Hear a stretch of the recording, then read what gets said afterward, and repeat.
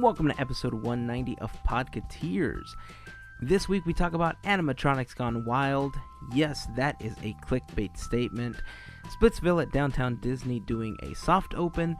The Disney company holds a day of listening, and needless to say, I'm very excited about this episode because, as some of you guys may know, we've been going through some changes, and this episode places an official marker in the next chapter of the Podketeers story.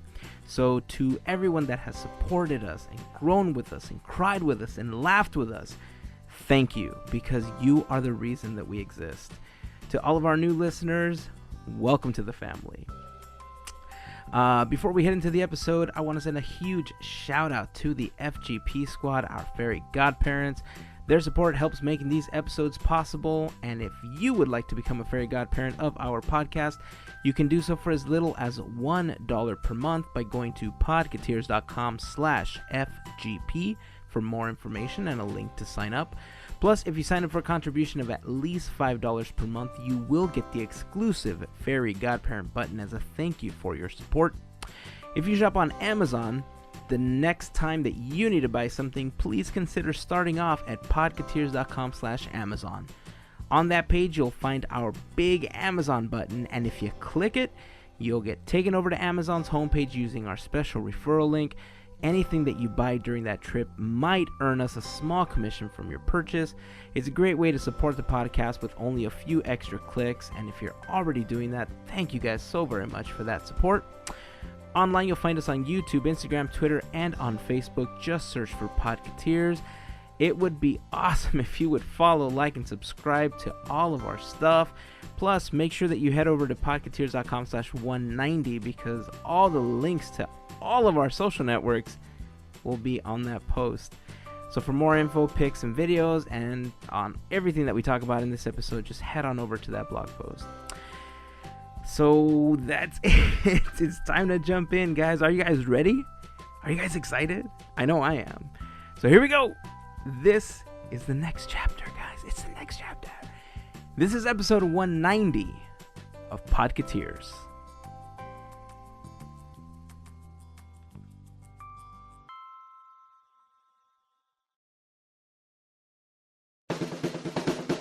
This is our podcast. We're a group of friends that loves Disney, technology, art, food, and more.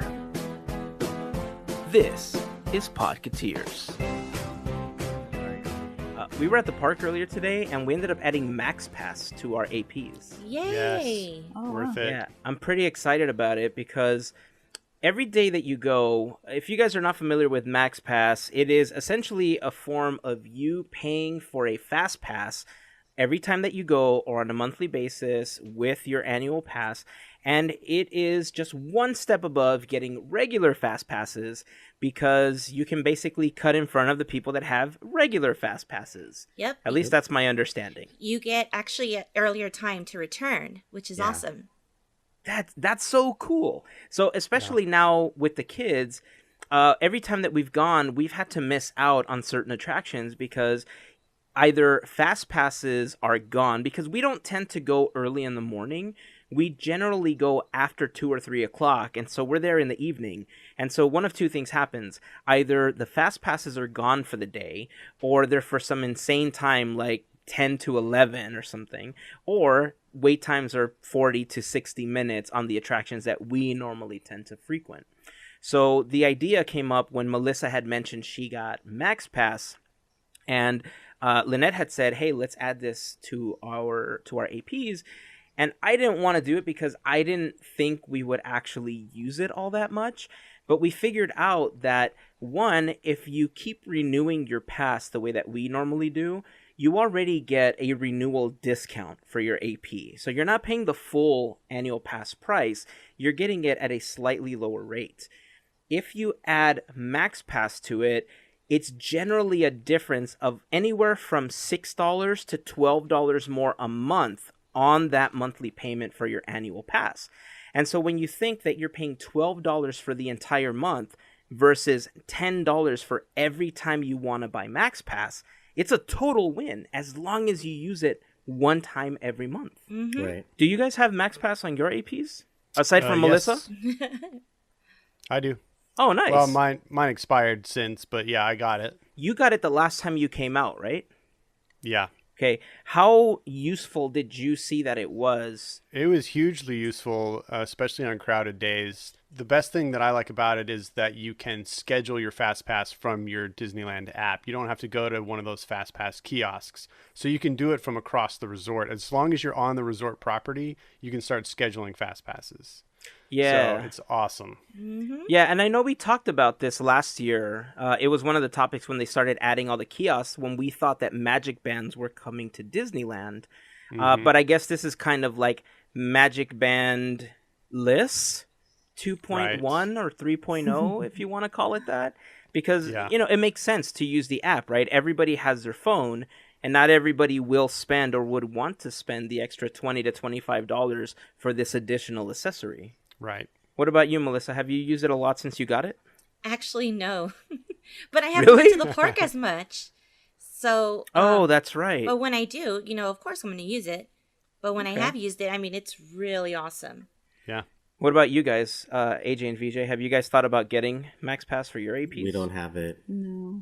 Because I feel like the times that we go with our friends, some of them have them, some of them don't. So doesn't make sense. Most of the time we're just going to be eating and we're going to be like, hey, look, Haunted Mansion's only 5 minutes. Let's go to that.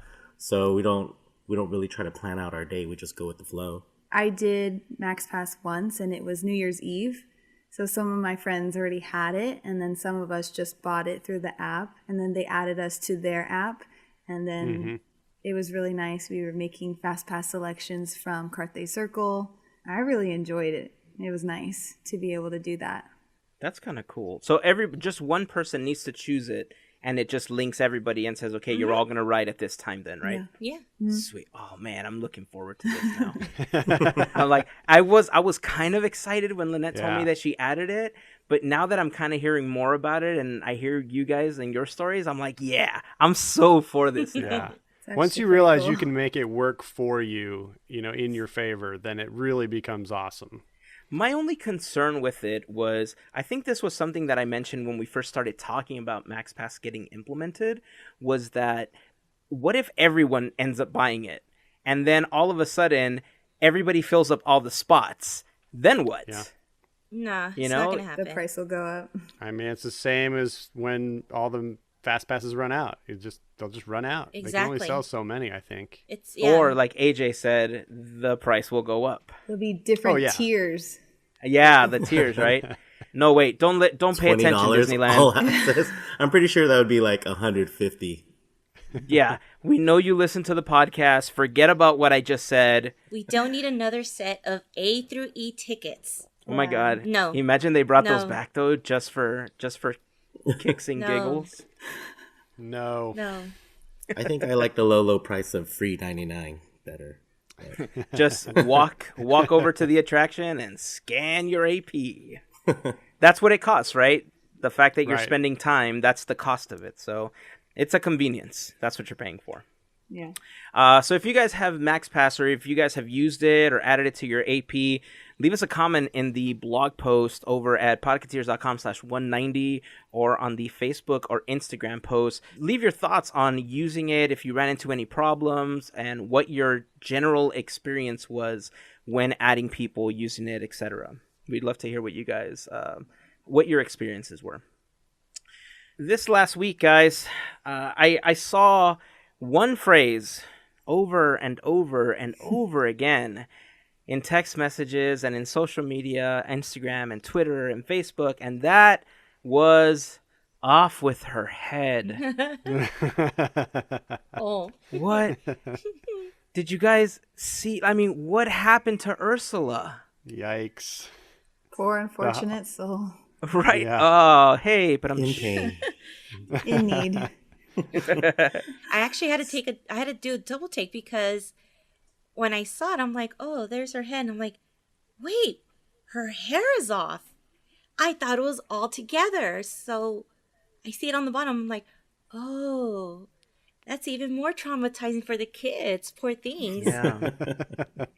It's so weird, because when you see how general robots or mannequins and stuff are set up, there's generally a rod on the shoulders of the other structure where the head like sits on top of to prevent stuff like this from happening.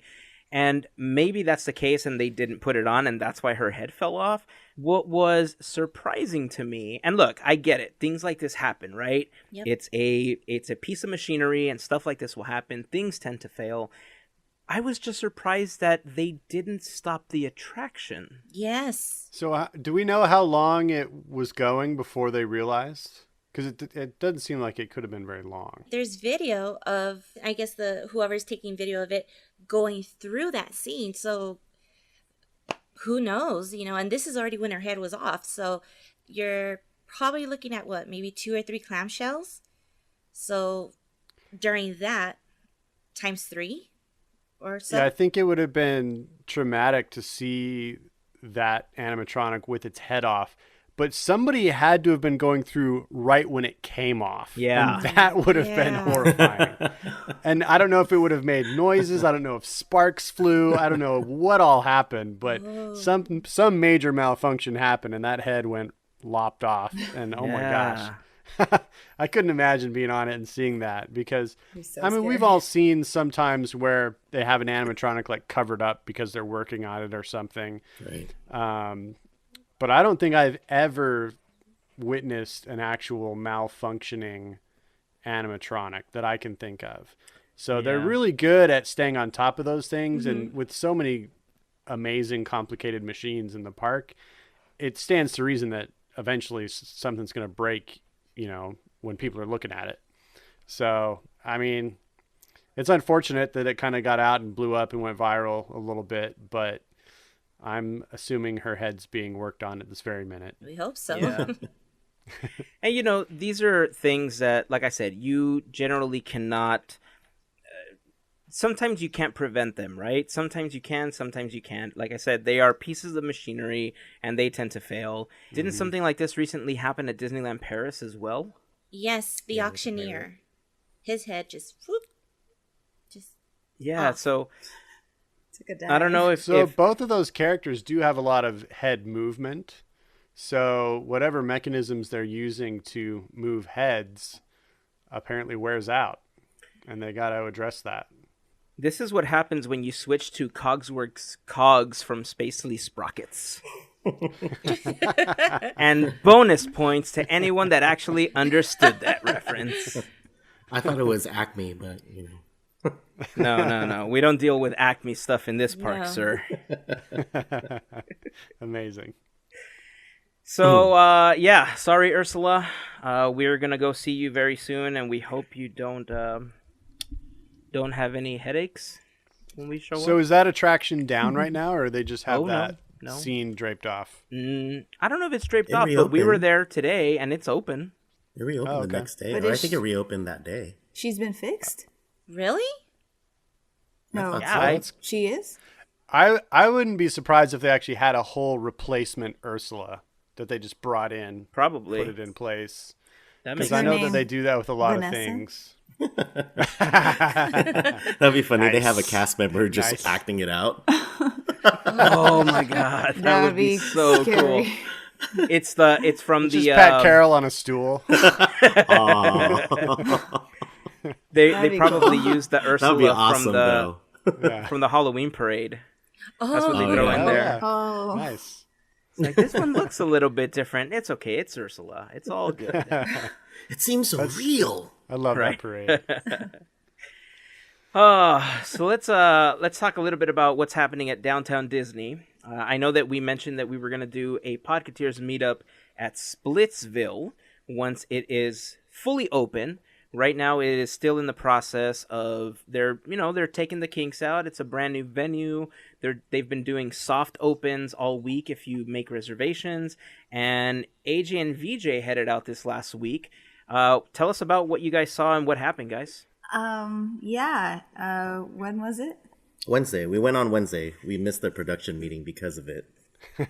It's okay. We still love you. No, it was a soft opening. They only had the downstairs part open because I guess upstairs needs to get up to code It should be opening sometime soon. No official date yet. Yeah, no official date just yet. But because of the soft opening, a lot of information has been thrown out, and it's for annual pass holders and cast members and DVC members that the discounts were only good from 10 to 4 Monday through Friday. And but that seems a little weird especially for annual pass holders here. Because that's what they do at Walt Disney World or at Disney Springs. A lot of the restaurants there, they only give discounts at certain Select times and certain days of the week sometimes.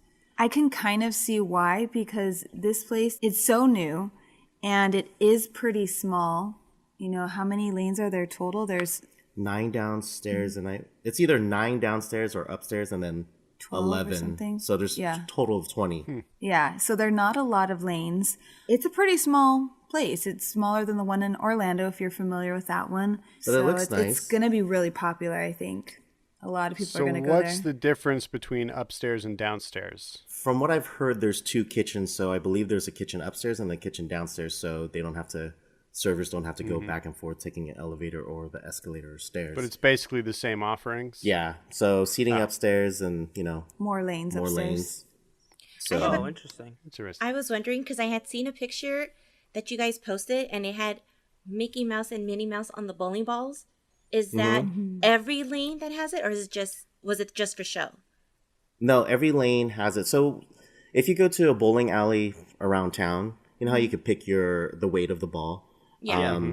That's basically what it is for Splitsville. So they have different weights, and then some of them will either say Splitsville, or I think, if I'm correct, if I'm not mistaken, the Minnie balls and the Mickey balls are for kids because those were super light. Oh, okay. And then what does it say? Roll in and rock out. Yeah, on some. And the Splitsville ones, I think those are the heavier ones for adults. So, but I'm wondering if it's like Orlando, where you could actually purchase a Minnie or Mickey ball. So we have to That'd be cool. We have to find out when we go back next time or during the meetup. Okay, I'm not sure if anybody knows this, but since you have to pass through security on your way to Splitsville, are they going to allow people to bring their own ball? This is interesting. We asked the workers there at Splitsville, and they were saying they had a team meeting about it, and they're not going to allow people to do that. You could bring your shoes, but the price includes the ball and the rental of the shoes. But when we left that night, we asked security, and there was a good 6 of them. We were talking how we got one of these refillable cups at Splitsville, and we'll talk about that in a little bit. But we asked them, can you bring bowling balls? And they said, yeah, you can. So it really depends. But I don't think this is going to be a place where you're going to want to bring your own bowling ball, because I think this is going to be more for just having fun for an hour or two. It's not going to be like a regular bowling lane where you're going to stay there for 4 hours and practice, because they're not going to be doing leagues. They're not going to be doing anything like that, like regular bowling places. So, but I think you can. I know if the money's right, maybe they'll do it. But I guess it's bring at your own discretion. You might have to bring it back to your car. I don't know. But security says at Downtown Disney that you can, but Splitsville said no. So I don't know. It could change. When they do their official grand opening, maybe it'll change. Well, I'm glad that you ended up asking, because we had listeners sending us messages asking this. We have some pro bowler status listeners, including one of our FGPs. That's right, David, I'm talking to you. He was one of the people that sent us the message asking, hey, do you know if they're going to be able to bring in their own balls? And I don't know. I used to have a bowling ball because my buddy Juan had given me one because he was in a bowling league, and he outgrew his because, he was pumping iron and he needed something heavier. And so he's like, take this puny 12-pound ball. It's yours now. And I was like, okay, cool, thanks. And at one point, I think he ended up borrowing it again for something, and then he never gave it back. So I guess he, quote unquote, gave it to me. I don't know. Maybe I was just holding it for him because he didn't have a place to store it. Your storage. Maybe. So, yeah, I'm looking forward to the soft open or the full open, hopefully by the time we get there. If it's not open, how did the reservations go, and what information do you have so that we can at least try to make a reservation for the meetup? For the bowling lanes or just to go inside? For the bowling lanes. So we have the prices here, depending on how big the group is going to be. So groups of 9 or more, it's $120 per hour per lane from open to 4. And then from 4 to close, and this is on Monday through Friday, 4 to close is $175 an hour per lane for groups of 9 or more. So it's weird because if you look at the prices for, if say it was just me and AJ going, Monday through Friday from 4 to close, or on Saturday and Sunday, it's $24 per hour. Both of us be $48 for the hour, and then we get the shoes and the bowling ball. But you get an hour for 2 people. Every person that you add, say you have a group of 3 or 4, or 5 to 6, or 7 to 8, they add increments of 15 minutes. But then when you do the math, you get less time bowling. I think if you have like 9 people, you basically bowl for 6 minutes total. So it's kind of, yeah, exactly, right? When I saw that, and I guess because we're so used to prices around bowling alleys around town that not used to it, but there were a lot of people bowling when we went last Wednesday. So, and then other bowling alleys, if you're playing, a lot of them will do it per game. So as long as you finish the game, this one's time. So there's a counter. So we saw one, some people left and they only had 3 minutes remaining on the clock. So we were like, should we bowl for them to put footage in the vlog? Yeah. But I didn't. I was like, nah. Because I'd be that person where I throw the ball and then that guard comes down and it's like, bang, ooh, snap. Gotta go. But they just turn off the light. So in case you're wondering, you can probably do that later. But you can lift the bumpers, right? So that it just goes straight to the pins. That's what I'm going to need. When we bowl, I'm going to need the bumpers. It's also funny, too. There's an etiquette thing. I don't know if you saw our vlog. We just posted a vlog. Shameless plug. I know. A couple of days ago. But Plug it. They have an etiquette where, what did it say? Something like, be aware of your dance moves. Your victory dance? Yeah, your victory dance. Because there's kids around and stuff like that. Kids and pregnant women may be watching or something like that. Okay. Pregnant women. Okay. Watching. I said that right? I think so, Watching. yeah. So when we went, we were able to try the food because we were looking forward to the sushi there because this is going to be the only place that serves sushi now. At the Disneyland Resort. Yeah, because before it used to be at Paradise Pier Hotel. Yeah, one of the restaurants there that's no longer open. Yeah, so we got to try one of the appetizers. We tried the filet sliders, which were really good. It's basically 2 sliders with maybe a 2-ounce filet and onion rings and a horseradish cream sauce. That one was really tasty. It was really good. Do recommend that. The sushi, it's on working at a sushi restaurant. For me, like the sushi prices are actually, I want to say it's right up there as far as quality, because you do get good quality fish. Unfortunately, because it was soft opening, we had a very big mix-up with AJ's roll because she's been eyeing the fantasy roll all day and night when I told her that it's open. I was so excited for the fantasy roll, you guys. Like, you don't understand. It was salmon inside, avocado, cucumber, with soy paper, rice. And then on top was supposed to be ahi and shrimp. Ahi, tuna, and shrimp with a kimchi ponzu sauce. Right? Doesn't that sound delicious? Dang. That sounds I was so great. excited for this roll. Wah, wah. Wah, wah, wah. Well, it's not like we're judging them right away. I mean, because it's the soft opening, it was just miscommunication between the server and the kitchen and the manager and the server lead. We asked so many different times, and they said, when they first came to the table, they're like, oh, we don't have any ahi tuna. We're like, okay, well, do you guys have seared tuna? Because you guys also have that on the menu. And they said, let me check. They come back. Oh, okay, never mind. We don't have any seared tuna. I'm like, okay.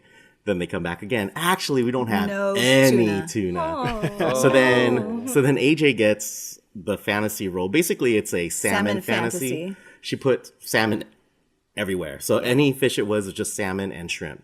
So then she's eating her roll, and then inside one of the rolls is ahi. Like 3 little pieces. I'm like, wait, that is tuna. Like, you told me that there was no tuna at the inn, and now there is tuna in my roll. She got a little bit of taste of the fantasy. Interesting. So then when we talked to the server, she said, "Oh, it comes with seared ahi." We're like, "Okay, well then, if there's any tuna in the restaurant, can we just have that in the roll?" She comes back. She's like, "Oh, okay. Yeah, we don't have. There's definitely none." And then the manager comes out. She's like, "Yeah, on the roll supposed to be seared tuna." And I was showing the menu, and it says it's just regular ahi tuna, not seared. Like a different roll has seared tuna. And so it was just big miscommunication. And the manager just, said, "You know what? It was our mistake. So we're going to comp this for you." And, they were very nice. Everybody was trying to, accommodate us. And they were really nice and super accommodating, after they figured out what went wrong. It was just unfortunate. But of course, it is a soft opening. So kinks need to be worked out. And now they will always know there's no seared tuna that goes on top of the fantasy roll. We'll always remember #tuna debacle 2018. #TunaGate. TunaGate. Like you said, it's a soft open. You gotta expect stuff like that to happen. Oh yeah, for sure.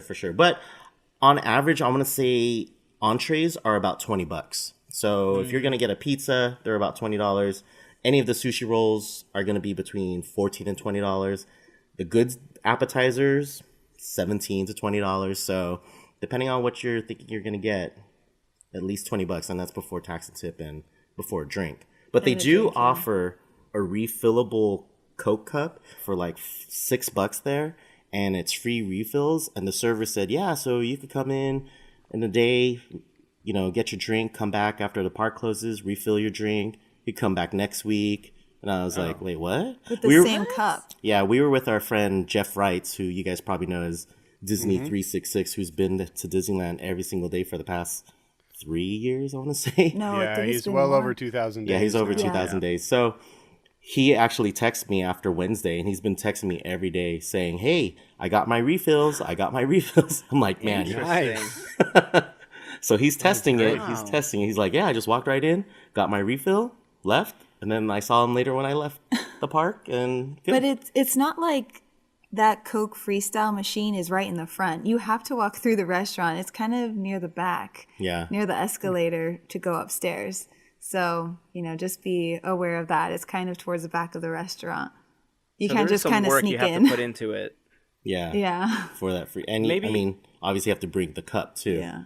Maybe that's what they're counting on, that people will, 1, forget the cup, and 2, won't want to go through the trouble of walking through when they see the crowds that are going to be there, and they'll just say, forget it, I'll just pay $2 or $3 for another drink out at Downtown Disney. Right.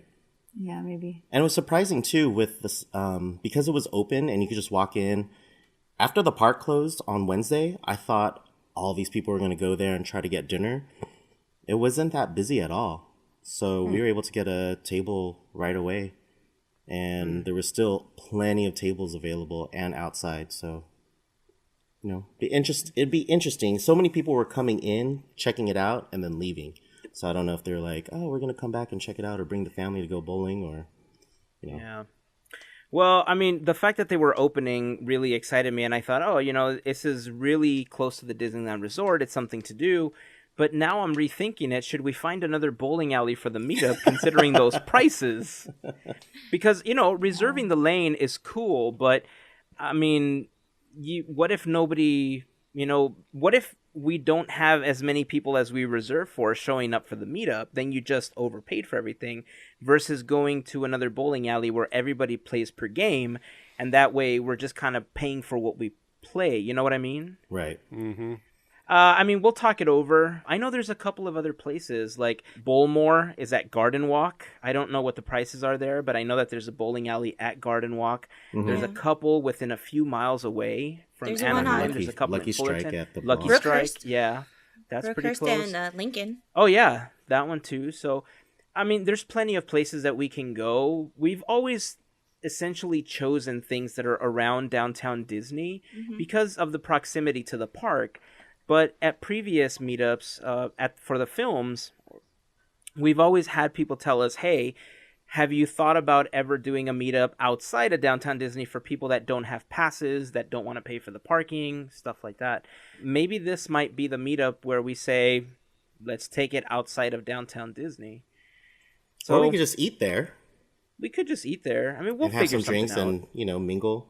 Or Yeah, that'd be nice. best value, just say you're a party of 2 and then reserve a lane so you get the whole hour instead of splitting it with 8 other people. So we could take all the lanes downstairs. Oh, yeah. But I'm sure For an you hour. can't add other people, though. That's the problem. You can for the low price of additional $10 per person based on walk-in bowling rates. So, yeah. Oh, you could also jump the line, too. So if you wanted to, say we're at the park or coming out of the movie theater, you could text and do priority bowling. So you could jump the line and pay extra. It's Max Pass. It's for basically bowling. Max Pass because it's $10 a person. Nice. You So want like that I lane? said- $10. So, like I $10. said, we'll probably be finding a bowling alley outside of downtown Disney. But we'll let you guys know. Like I said, we'll set up a Facebook invite. We'll blast it out. And then if you guys are going to join us, it would be great. I think it'll be a great opportunity for us to just kind of hang out and talk and have some fun, have some drinks, have some nachos, have more drinks, maybe some steak. I don't know. We'll see There's what free happens. free parking at the AMF lanes in Northwest Oklahoma City if anybody wants to join me. You know what? I'll start driving today. Okay. I'll start driving today. He I won't am be not going to flying. leave you out of this, buddy. We'll call it the Midwest Meetup. All right, so everybody, if you guys want to meet up with Gavin, do it. He'll give you the deets, as they say. Road trip. That's Well, funny. if you guys haven't seen the vlog, it'll be up at podketeers.com/190, including a link so that you can subscribe to Disney for Two's channel and our channel with that playlist. So just let it play. Just, road to 1,000. Woo! Yeah. Yeah, but it'll be in the blog post. So, and I am looking forward to heading down to Splitsville. And if it turns out that all we're gonna do is eat and have drinks and have some fun, then great. But if there is a good enough demand where we can say, hey, we get 15, 20, 25 people that want to meet up at a different bowling alley near the park, then I'm totally open to that as well. It's all about just hanging out and getting to know other people. I've made some amazing friends because of the podcast and because of Disney, and I think that can continue to happen if we have these types of meetups versus one where we're just sitting in a movie theater for 3 hours in the dark watching something. And it's so much fun to see everybody. It is. It is. Oh, with the discounts too. For annual pass holders and DVC, you could get your discounts during business hours. So as long as the doors are open, you get your discount. So that was confirmed the day after. And then if you are a police officer in uniform, you get 30% off. That's awesome. That's what I heard too. Oh, so very cool. dusting off that costume. That was that was confirmed. Yeah. Did you say dusting off that costume? He did. I get my 30, right? Wow. And then for cast members, you only get your 20% off discount between Monday and Friday from open to 4. So that's it. Nice. Well, that is good to know. We'll include all of that info in the blog post as well. So if you guys missed it in the podcast or just want to take a screenshot of it so you guys have a reference, I'll throw it up in the blog post for you guys. So, all right. So shifting gears a little bit, I wanted to talk about something that was a little more serious than some of the things we generally tend to talk about. But given the nature of what we're going to talk about, it is something that's big in Hollywood, and there's a lot of movements about, allegations and people talking about things that they've experienced in the past by, Hollywood executives and stuff like that. And it was kind of worldwide news last November when John Lasseter stepped away from the Disney company and said that he was going to take a 6-month sabbatical due to some allegations that were presented that he had been acting inappropriately towards other cast members and other members of the Pixar and Disney animation team. First of all, what are your thoughts on the allegations and what you guys felt when you guys first heard about what happened with John Lasseter? Just disappointment. That's pretty much all I could say. Like, that's the only way I felt. I think one of my initial reactions was also, I thought it was a good move. He was one of the first and one of the only people I know of that this has kind of come up with, who kind of got out in front of it and said, okay, I know that I've made some wrong choices and I need to step away to work on myself and to, not be an obstacle to this company moving forward right now. So I'm stepping aside. He's the only person I know of, the only prominent figure I know of that did anything like that. So I did feel like that was kind of smart, whether he was asked to by the company or not. I thought that was a good move overall, not excusing any behavior here, but I thought that was smart to kind of create that distance. And then now we're kind of left with the question of if he's even going to come back. Right. Yeah. Right. For me, when I first heard it, I was just like Melissa, a little disappointed. And at first too, I was like, nah, it can't be real, because we've all seen John Lasseter at the park or seen interviews, and he's so jolly, and he's like, to me, he was like Santa. You know what I mean? Yeah. So I didn't believe it, but again, there's always three sides of the story: his, hers, the truth, or Right. So it sucks, but I was just a little disappointed and just, oh man, I hope it's not true, but we'll see. Only time will tell. Yeah, I mean, I kind of agree with all of you guys, and I want to just echo what Gavin said. I don't want to excuse anything that actually happened, because I don't want to come off as I'm for anything like that. But like VJ said, he's kind of like Santa, right? Like, he's so jovial, and when you see the interviews, but you don't know what happens when he's not in front of a camera, right? And I think the biggest thing is that everybody has different comfort levels, and if something is not comfortable, to you, it might be okay with somebody else, to put like your hand on their shoulder or on their back, whatever the case is. But to other people, that may be breaking some barriers. Recently, the company did something called a day of listening.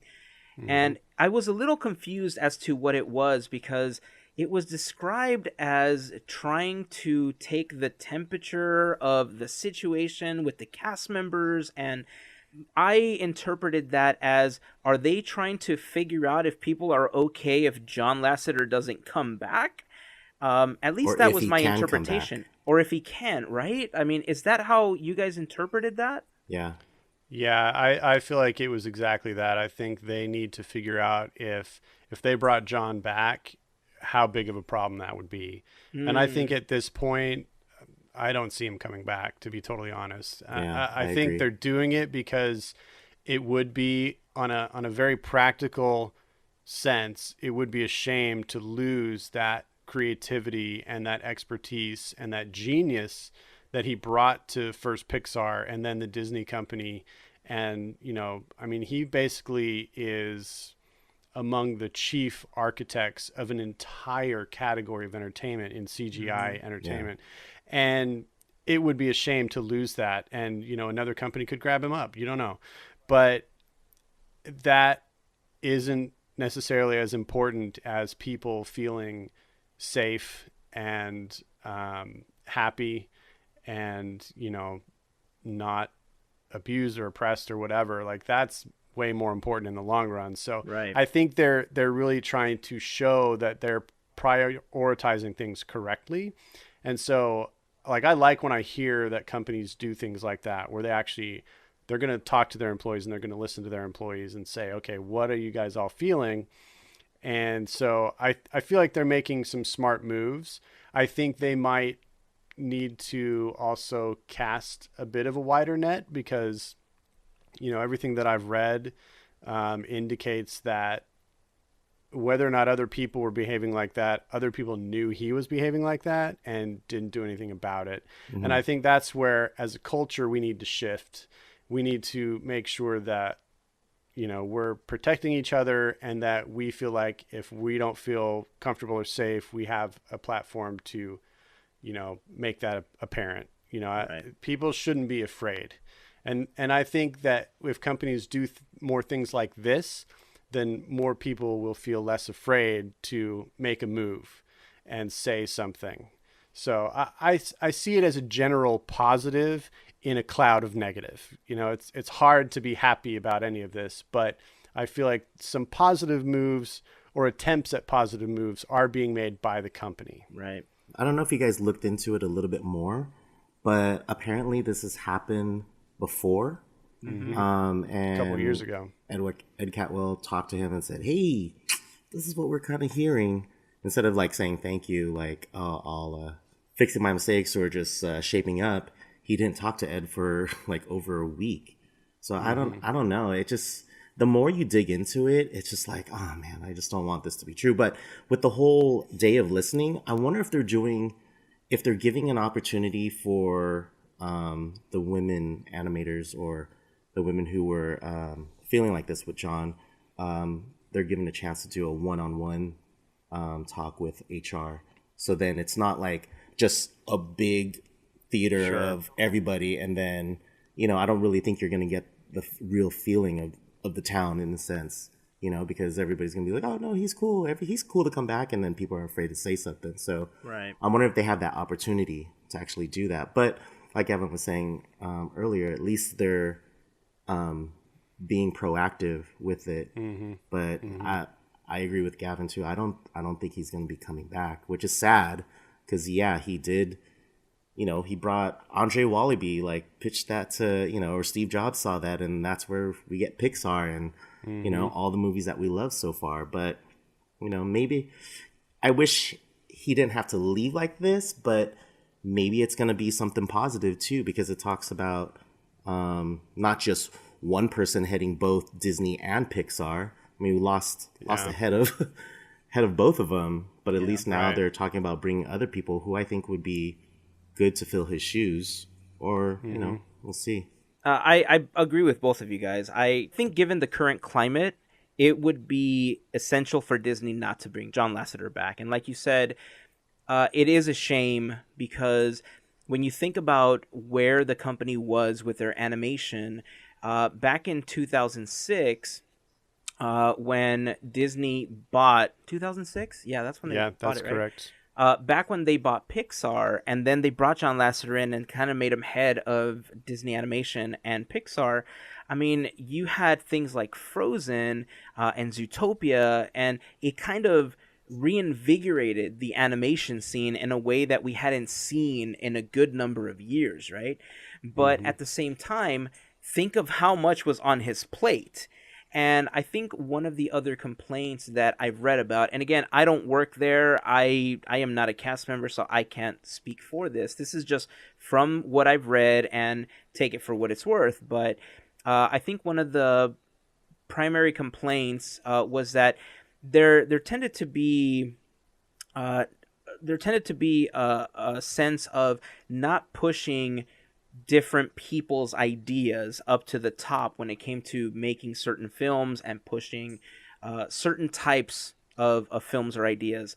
And thankfully, I think when we saw what happened with Coco, I think that this is also going to bring a new age for Pixar and Disney Animation, since it looks like they're going to be splitting off for at least the foreseeable future. I think it is going to give other people opportunities to blossom within the company and also bring us more films and stories like we saw with Coco that are a little bit more ethnically correct, if I can say it that way, or ethnically sensitive. You know, it might be another way of saying it. Yeah, and fewer sequels. I was just going to say that. Like, maybe, with him leaving and a fresh person being head of department, we won't see so many sequels now. Because once he took over, it was like, oh, Toy Story 4 is coming out. oh, okay. Yeah. Besides Incredibles 2, which I'm knocking on wood is going to be great, like Dory and like Pixar wasn't, it just kind of like fell off a little until Coco brought it back to the top again. You know, the talk now is that maybe we're going to see Pete Docter take over as the head of Pixar. I think Pete Docter is brilliant. Some of the stuff that he's done, like with Inside Out and, you know, The Incredibles and all these other films, I think he would be really good in the role. But it looks like there might also be talks of him splitting the responsibilities with Andrew Stanton. What do you guys think of a dual leadership, or possibly just having Pete Docter lead Pixar now?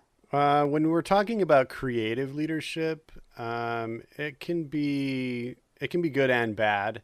You know, if I could see a lot of stalemates happening if one has a particular vision and another has the opposite vision of how a project should go. So it is kind of nice to have that one person that has final say.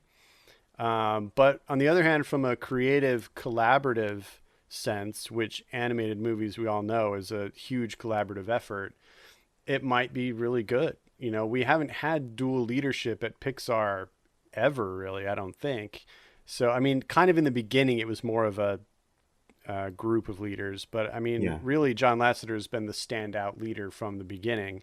So it might be good for a general cultural shift there to have a split. You know, and I think the same talk is happening around the Disney studio, too, where they're talking about possibly a triumvirate of 3 leaders over that studio. And I don't know. I think it just, the only tricky part of that is having somebody who has final say. Right. And if it's 2 against 3 and one person is always the one on the outside, it could get dicey. You know, people get their feelings hurt or whatever, and hopefully they can be professional and not deal with that. But I don't know. But I think splitting it up is ultimately a favorable move, I think. Yeah, it'll be interesting to see how the company ends up dealing with all of this over the course of the next year. Regardless of what happens, I have to say that I do believe that Pixar and Disney Animation are going to be okay. You know, they are going to continue to put out good stories and good films because there are tons of creative people that work at Pixar and Disney Animation. And I feel like we've only taken one step forward recently, especially with Coco, into seeing some of that creativity from all of these other blossoming artists and storytellers. So I am looking forward to everything that's coming. It is unfortunate that it's happening in this way, but ultimately, I do think it's a positive for the diversity and for just the company blossoming in the current climate. Just the possibilities of what could happen too. Right. What do you guys think about instead of having, because essentially all the people that are going to be, now head of the departments are all directors, right? Yeah, pretty much. I think. Yeah. Even Disney has what's her name, Jennifer Lee, who did Frozen, and her first live action movie is going to be A Wrinkle in Time. We'll see how that does. Right. And then the guys from Zootopia, right? Right. Yeah. Was it Richard Moore and Byron Howard? Byron Howard, yeah. But Richard Moore also did Wreck-It Ralph, right? I think so. I think he was a co-writer. Okay. Well, I mean, how about if they just brought in, instead of directors, why don't they just bring in producers like they did for Star Wars and Marvel? You know, so then it's like what Gavin was saying. It's not going to be like, 2 against 3, or, you know, they're all creative and everything, but maybe producers would be a better way of handling it because they see the bigger picture on what needs to be done. You know, because, I mean, look at, what's his name? Who did the Renaissance for Disney? Katzenberg? Yeah. Yeah. Jeffrey Katzenberg. Like, he brought in Alan Menke and Howard Ashman, and like, because he was a producer, you know what I mean? He wasn't a director to do all the stuff. So I think a producer would be a better way of overseeing everything. So then it's not going to be my idea is better, or this idea is, because they think about everything big picture, Yeah. So That's actually a good point. I think from a business standpoint, Disney is going to be looking for somebody that can not just fill in the creative role, but also fill in with how to manage the financials, the timelines that they have to deal with, marketing, and all of that stuff. And that's one thing that John Lasseter was juggling himself. He was kind of overseeing all of that, aside from overlooking the animation portion of both Disney Animation and Pixar. And I think that's what they're going to look for. They are going to want to find somebody that can kind of encompass all of that, but they're going to do it for each individual branch. It's not going to be one person overseeing everything, which I think is just a great move. Yeah, definitely not. I agree. It shouldn't be one person for both departments. Yeah. And I think it would be cool just to see Pixar versus Disney again, little war within the company, because past couple of years, it seemed like Disney was doing better than Pixar. Yeah. Or you're like, wow, that looks like a Pixar. But, oh, this is not Pixar? And then, so friendly competition within the company would be cool. I agree. Because when you were talking about marketing, remember Andrew Stanton did his first live action was John Carter, which I think was a great movie, but he didn't know how to market that movie. Well, it was entertaining. It was not like, oh, it's phenomenal. Gavin just lit up over there. I didn't think it was as bad as people were saying it was. But the whole idea about it. But Andrew Stanton didn't have the marketing with it. So now he had to go back to Pixar and be like, oh, I tried, guys, but I'm back to animation. So that's why I'm pushing for a producer, because then they'll be more cutthroat and get stuff done. And it, so, but we'll see. Only time will tell what happens. Yeah. Well, Bobby's listening, so he'll hear this and he'll hear your suggestion. Yeah, it'll definitely be interesting to see where we are a year from now. With the day of listening happening, it'll be interesting, one, to hit that 6-month mark and then see what happens then, and then see where we are a year from now. And, I guess we'll reconvene a year from now and just see where we are, right? See what the decisions were and how we feel about all the decisions of upcoming films and stuff. So, yeah, it will definitely be a good conversation a year from now as well. So, Yeah. Nice. all right. So we're going to change gears to something, a little happier, a little happier tone for most people. Woo. Back to the general Back to structure. Splitsville? Back to Splitsville, exactly. Not so happy. And talking about the tuna that doesn't exist. The tuna that doesn't exist. So one thing Or does that, it? or does it? So one thing that I really did want to talk about is, last week we announced that Javier had decided to step away from the microphone. And if you guys have been listening to us for some time, you know that we've been around, for a couple years now. And when my brother left last year because he wanted to pursue other opportunities, there was a bit of an, I don't want to call it an emptiness or a void, but that's kind of what it felt like, because we had been doing the podcast together for so long, and, we enjoyed each other's company. And back when he left, I remember having conversations with Javier about, creating this team of people, and a team where at any time anybody could jump in. Sometimes you hear, the same voices for a few weeks, and then one day one person can't make it because of their schedule, and then somebody else jumps in. And it's a format that I've heard on other podcasts before, like Animation Station, Gavin. You guys would do that on ASP all the time. And it's a format that I really liked, especially back then when you guys were just starting to do it. And so the idea came to mind that I really wanted to create a team of people that, one, I knew were passionate about Disney, had some knowledge about the history, had some knowledge about animation, the parks, traveling, all of that stuff. And the first thing that I started to do was I started to reach out to all of my friends, and I started telling them about this idea. And some people were interested, some people weren't. And I'm lucky to say that you guys are officially listening to the new Podketeers team now.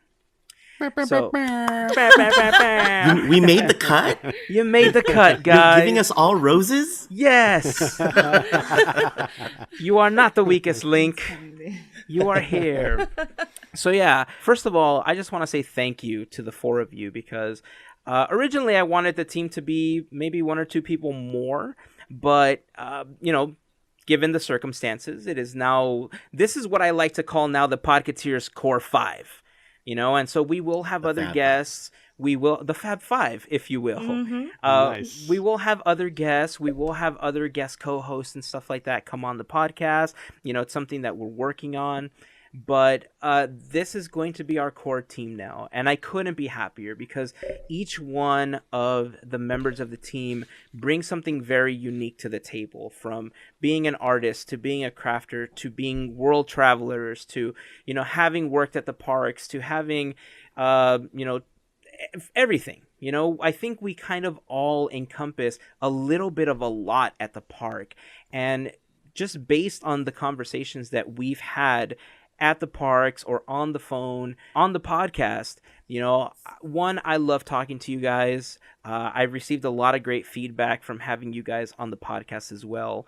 And I'm looking forward to the next chapter of Podketeers. I know you guys were kind of, always, part of the team, but, it was kind of like guest co-hosting and stuff like that. But I'm very, very happy to say, welcome to the official co-host table and welcome to the team. I didn't get my contract in the mail. Yeah. Did you guys get contracts? It's lost in the mail. No, check your email, check your spam folder, buddy. It, but then spam folder. His software. It didn't update. Yeah, so when my computer crashed last night. Oh, you know what? I do want to make a quick apology. Can I just throw this out before we continue? Sure. I do need to apologize to a couple of our listeners because, as you guys know, every year we put out these little birthday shout outs that you can sign up for if you go to podketeers.com/birthday. And this year we really tried to step it up and put together something that looked nice. And every year I always try to do something a little bit better for those. But a week and a week ago, I don't even remember. The point is that my computer was just shot. And I've been in the process of trying to recover everything. And in that time frame, I did miss a couple of birthday shout outs. So you didn't. I know. I felt so bad. And so because we missed a couple of these birthday shout outs, I do want to send a couple of shout outs out now to those people that we ended up missing. So the first person I want to say happy birthday to is Fernando. His birthday was just a few days ago. So Fernando, happy birthday. I'm very, very sorry that I wasn't able to post something for you. Our good friend Angela, Dizlights on Instagram. Her birthday passed and I was unable to post her birthday as well. Sorry, Angela. It's all Heyzen's fault. It is Heyzen's fault. And I will own up to that. We weren't Podketeers yet until officially now, so we're exempt. So now you guys can update on my behalf. So that'll be great. So I did miss that birthday as well. And we also ended up missing Bree's birthday. So Bree, happy birthday. I really apologize, guys. It's just been an excruciating week trying to regain access to everything and trying to recover the hard drive that I thought I lost. But we're good to go right now. Birthday shout-outs will continue, but you guys get a special one on the podcast because Heyzen screwed up. So hashtag nice. Thanks, Heyzen.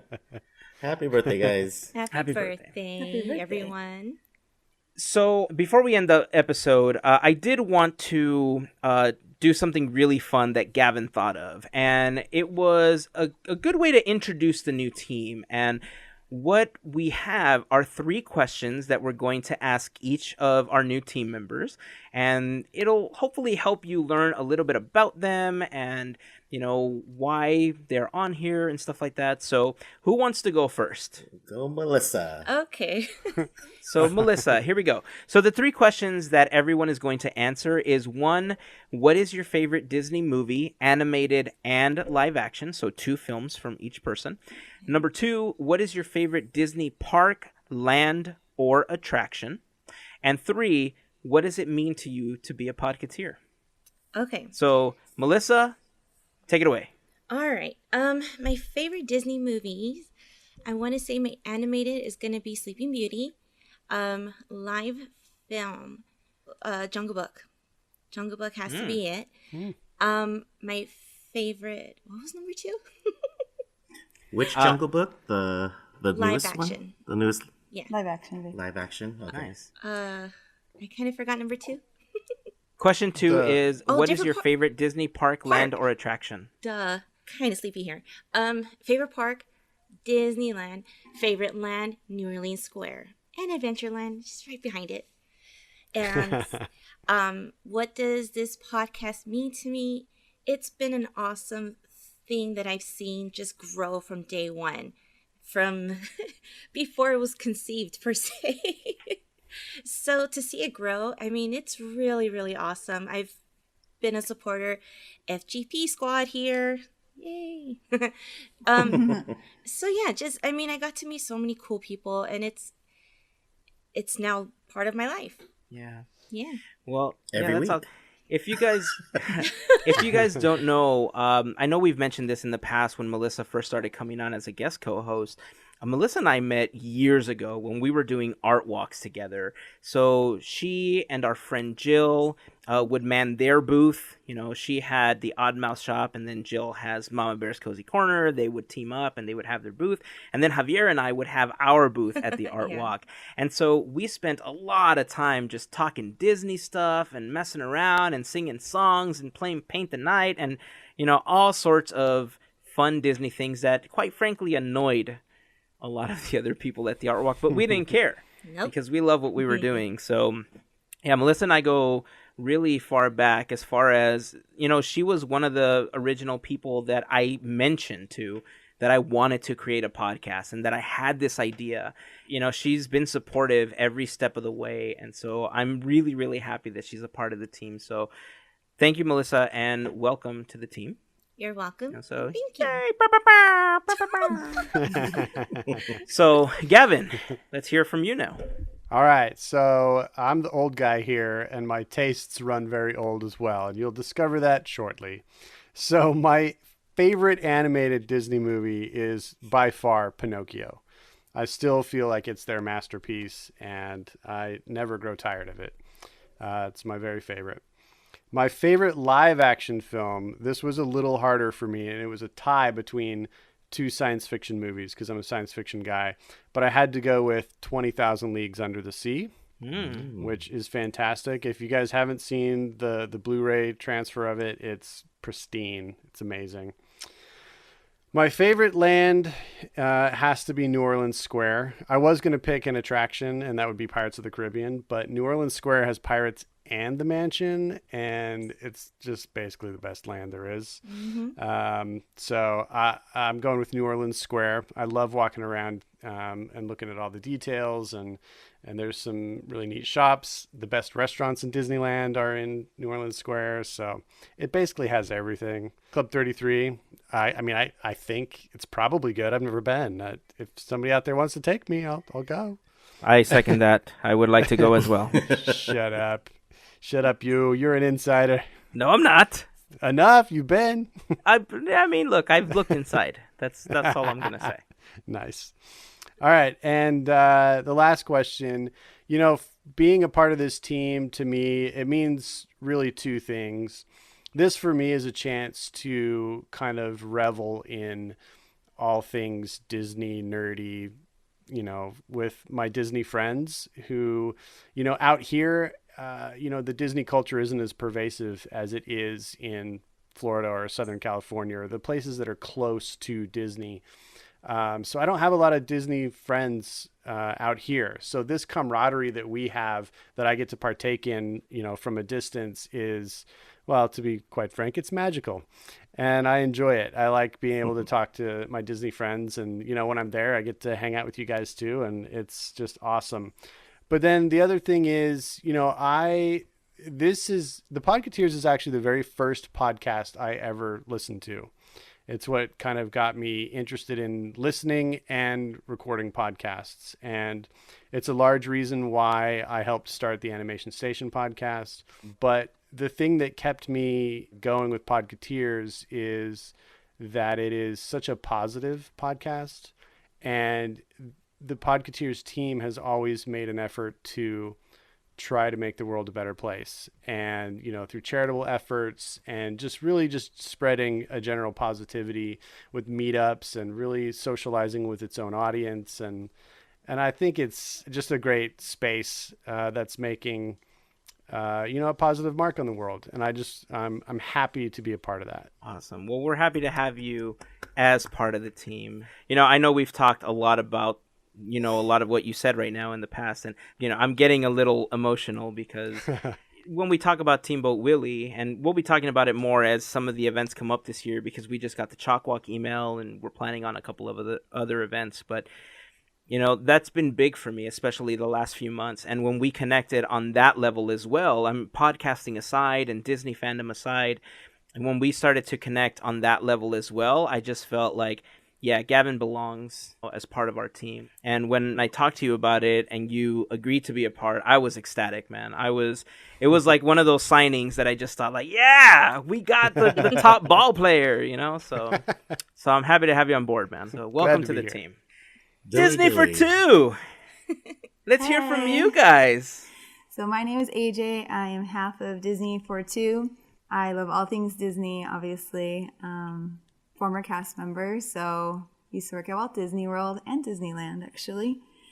And it's really hard for me to choose favorites, you guys. So this is going to be really difficult. My favorites do change often because I feel bad about choosing my favorites of Disney. So we'll say animated. Oh no, can we choose a Pixar? Of course. Yeah. Okay, Ratatouille is my favorite.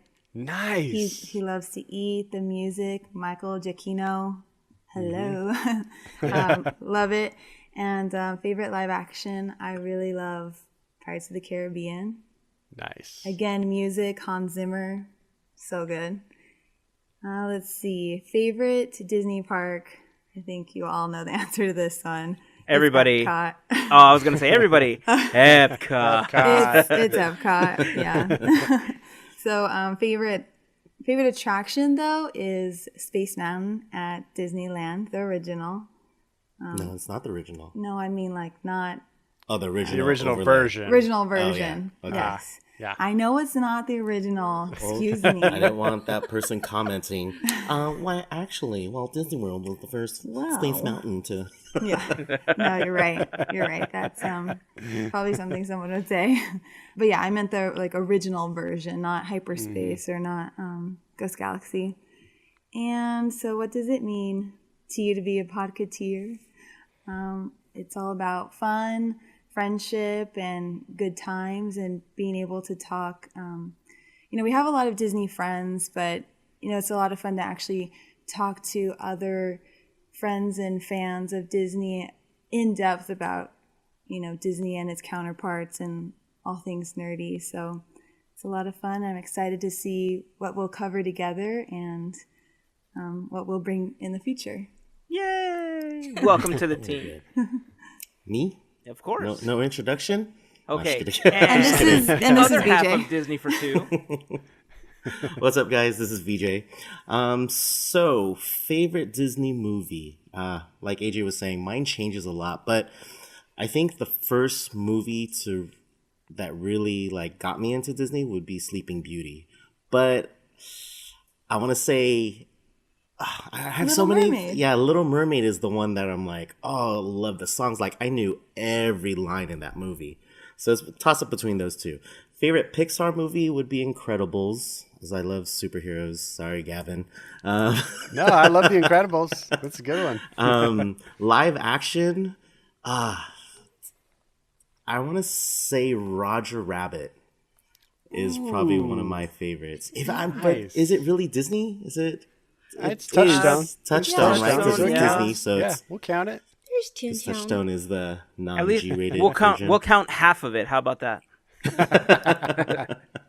So, yeah, Who Framed Roger Rabbit is probably my favorite live-action movie. Favorite Disney park, I would say Disneyland because it's Walt's park. But number 2 and 3 would be Epcot and Animal Kingdom. So until I visit Tokyo, that's that's going to be the numbers right now. And what does it mean to be a Podketeer? I was joking with AJ earlier. I'm all, Podketeer means family. Can you say it in Stitch's voice? No, I cannot. Yeah, No, I can't. he's lying. But I remember when we first met Heyzen, and then we were talking about it in front of Jolly Holiday, this idea about Podketeers, and I was excited for him, and now to be a part of it is cool. A new chapter, and getting to do all the different things, and meeting so many different people besides from our Instagram and our YouTube. Now we meet people from the podcast, and yeah, just excited just to be a part of this. So awesome. Well, welcome to the team, both of you. Just like with Gavin and Melissa, I feel very blessed to have you guys as my friends. And you hit on a word that it was weird because I had the feeling, but I didn't have the word because I'm not good with the wordy things, which is exactly why I do a podcast. But you said family, and to me, you guys are kind of an extension of ours. And I feel very fortunate, very blessed to have you guys be a part of this. And I am looking forward to all the good times we're going to have and all the topics we're going to cover. And time to Disney nerd out before I start crying and stuff. So. All right. Well, I didn't prepare any answers because, quite frankly, it's not about introducing me. It's about introducing you guys. And for people that have been listening to the podcast long enough, I think they know those answers. But if you guys want to know those answers, let me know in the comment section to anything. I assume I'm going to get 0 responses to that, which means I'm not going to have to answer them. Awesome. But if you guys happen to agree with any of the team's answers and they happen to be your favorites as well, shout out in the comments of Instagram or Facebook or the blog post of the episode, podketeers.com/190. We'd love to see who gets the most responses and who has the most common favorites with one of our new team members. So it'll be interesting. All right, guys. Well, with that said, I think it is time to... Wait, can I mention one thing? Of course. Time's up. No. Happy early birthday. Well, thank you. I didn't get a Facebook post yet. But but considering this is posting after... Happy belated birthday! Yeah, it's a little bit... Yeah, I mean, the episode posts after, so it's a day. It's fine. At least for me, it is. So so I think on that note, it's time to wrap this episode up. Before we do, I just want to remind you guys that Podketeers is brought to you by listeners just like you guys. We like to call those listeners our Fairy Godparents, and we appreciate each one of you for being a part of the FGP Squad every single day. Trust me, I really, really do. And if you guys want to become part of the FGP Squad, the best way to do that is by going to podketeers.com/FGP for more information, a link to sign up, and a list of our current Fairy Godparents. Any of them that have a shop or another project like a podcast and stuff that they're working on, their names will be clickable and it will take you over to their page. You can sign up for as little as $1 a month, but if you sign up for at least a $5 monthly contribution, you will get the exclusive Fairy Godparent button as a thank you for your support. I just sent out a couple more this last week for a couple of our new Fairy Godparents, so I was pretty excited about that. And nice. I checked our PO box, and I got a really cool button from our friends over at the Walt Vault podcast. So awesome. Thank you guys. I appreciate the button. So if you guys haven't checked it out, check out the Walt Vault podcast. I'll put a link in the blog post for you guys to check that out. And when the post goes up for this episode, I'll also tag them in there so you guys can just click and go follow them as well. They're a bunch of cool peeps. A couple of them are also Fairy Godparents of the podcast. But, I mean, I have interacted with them since the very beginning of the podcast. And quite frankly, they are some of the nicest people you will ever meet. So quick shout out to them. Yeah, very, very fun. I'm glad you told me about them because their podcast is great. They're off to a Isn't good it? start. Yeah, I really go check love them what out, they're doing. guys. Seriously, they're off to a great start. I love what they're doing. So, another great way to help out the podcast is if you shop on Amazon. Start your journey by going to podketeers.com/Amazon. There you will find a large button that you can press on, which will take you over to Amazon's page using our special referral link. And anything that you purchase may earn us a small commission. For all of you that are taking the additional seconds and clicks to help us out, we really appreciate that added support. If you guys want to find us on any of the social networks, this grew, guys, because now, obviously, the podcast, Podketeers.com. We are on Facebook, Instagram, Twitter, and on YouTube. But we also have Disney for Two on YouTube. You can follow them on Instagram, Twitter, and on Facebook. Just search for Disney for Two. Links to that will also be in the description in the podcast. Follow Gavin at Gavin Otteson Art. He is on Instagram and on Twitter. Melissa is the Odd Mouse Shop on Instagram, Twitter, and on Etsy. Her personal cartoon Disney doll. Again, all of that information will be in the blog post for the episode. And I got to work on a new Who We Are page because our team has grown. I just thought about that. I got to create a whole brand new Who We Are page. Yeah, send me a good picture, guys. One where you are sneezing, because those are funny. Yeah. I may put up one of myself where I'm just like, and just like sneezing. So Sweet. Yeah, so hold up your cups if you have one, and if you, I know we can't clink over, but we'll do this in person. But Dilly dilly. to the next chapter of Podketeers, guys. Cheers. Cheers. So on that note, here is to beers, cheers, and Mickey ears. Have a fantastic week, everyone. Adios. Bye. Deuces.